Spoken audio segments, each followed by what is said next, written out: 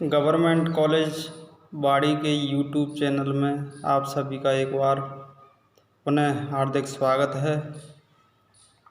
आज कारक प्रकरण के कुछ सूत्रार्थ और उनके उदाहरण सहित सविस्तार से व्याख्या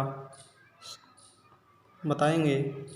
तो सबसे पहले कालाध्वनोरत्यंत संयोगी सूत्र है कालाध्वनोरत्यंत संयोगी। काल का मतलब है समयवाची, जैसे एक दिन, एक सेकंड, एक मिनट या एक घंटा या एक दिन या एक सप्ताह, एक महीना, एक साल, दशाब्दी, शताब्दी।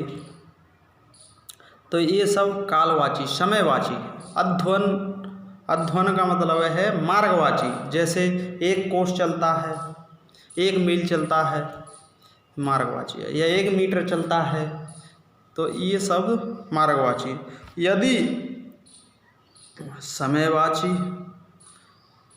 समय का सूचक या काल का सूचक और मार्ग दूरीवाची या मार्गवाची दोनों का निरंतर अत्यंत संयोग होने पर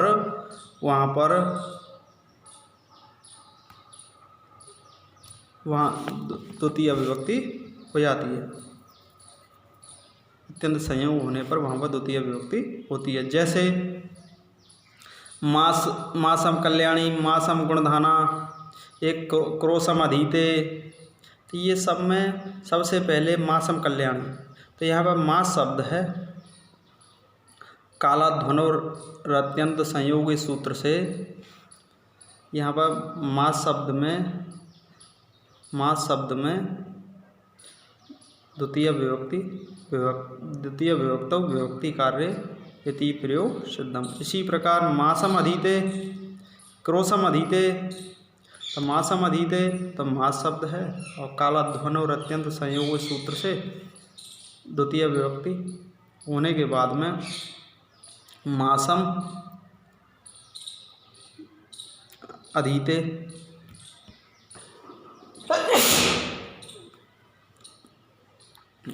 मासम अधीते इति प्रयोग सिद्धम। इसके बाद में क्रोशम अधीते, क्रोश शब्द है और कालाध्वनोरत्यंत संयोग सूत्र से द्वितीय विभक्ति हो गई। द्वितीय विभक्ति करने के बाद क्रोशम अधीते इति प्रयोग सिद्ध हो गया। अब इसके बाद में है स्वतंत्र कर्ता। अब यदि इसकी सविस्तार से व्याख्या बताएं,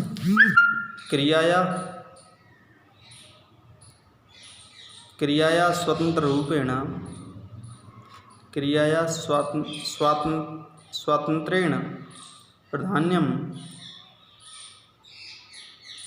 क्रियायां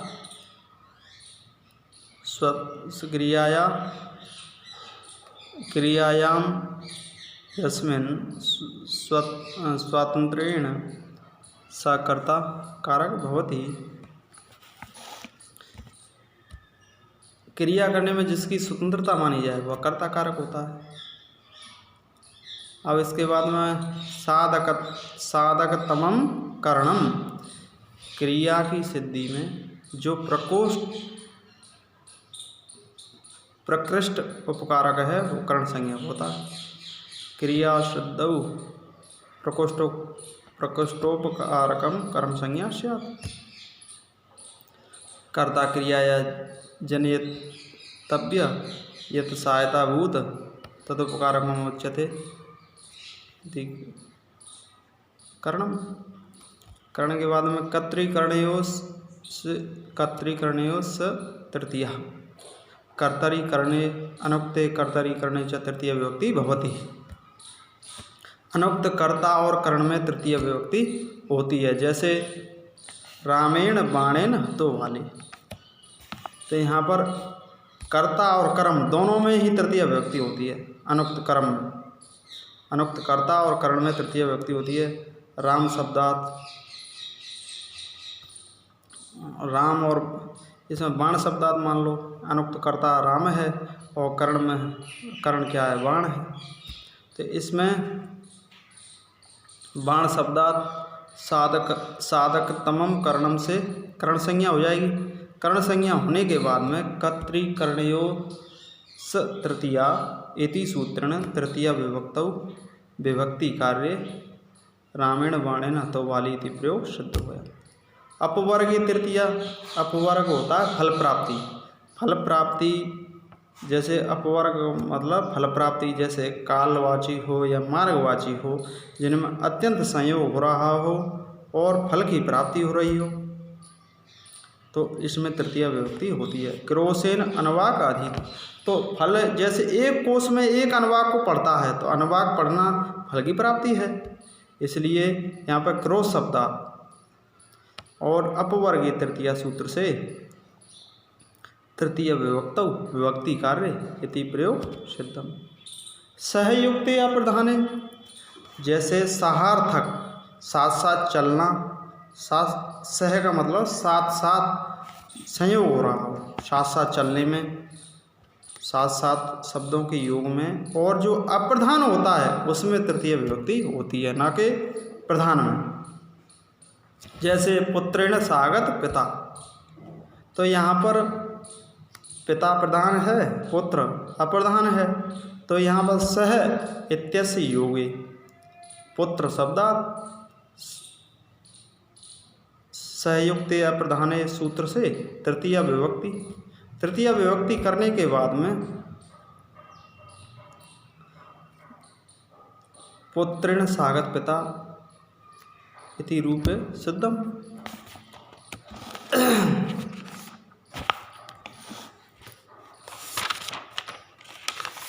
इसके बाद में येनांग विकार, येनांगनो विकृतांगनो विकार लक्ष्यते तत्तृतीया स्यात्। जिस अंग से जो विकार लक्षित होता है, जिस अंग के विकार से जो व्यक्ति विकृत दिखाई पड़ता है, उस येनांगनो विकृतांगनो विकार लक्ष्यते तत्तृतीया स्यात्। जिस अंग के विकार से व्यक्ति विकृत दिखाई देता है उसमें उस अंग में तृतीय विभक्ति होती है।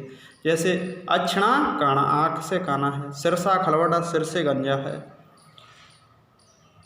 फिर इसके बाद में है सिरसा खलवाटा,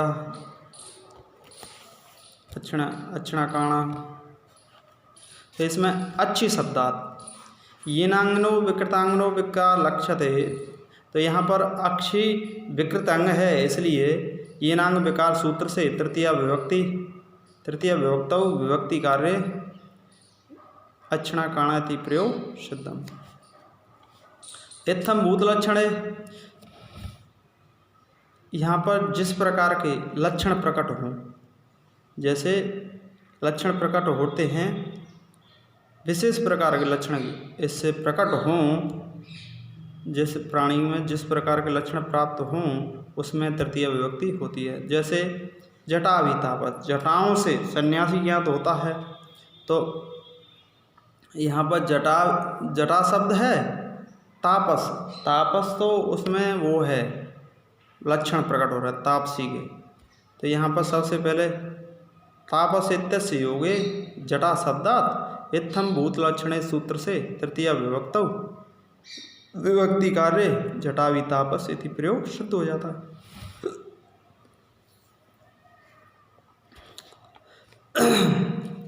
कर्मणा यम भी प्रैति स संप्रदानम, दान के कर्म में उसके अभिप्राय सिद्ध किया जावे वह संप्रदान कारक होता है।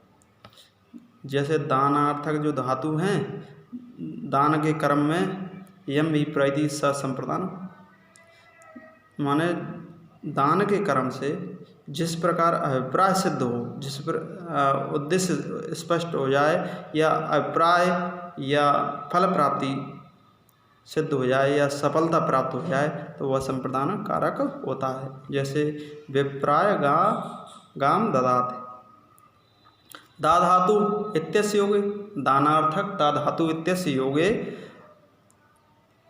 विप्र शब्दा कर्मणा यम भी प्रैति स संप्रदानम इति सूत्रेण संप्रदान संज्ञायाम। संप्रदान संज्ञा करने के बाद में संप्रदाने चतुर्थी संप्रदान सूत्र से चतुर्थी विभक्ति करने के बाद में विप्र प्लस ने। अब वही सूत्र है कृत अध्यय समास सूत्र से यहाँ पर प्रातपदे संज्ञा हो जाएगी और सौजस से चतुर्थी के एक वचन ने प्रत्यय आया।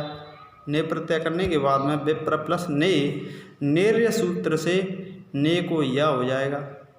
तो विप्र प्लस ए, फिर यहाँ पर आध गुण से गुण कर देंगे। गुण करने के बाद में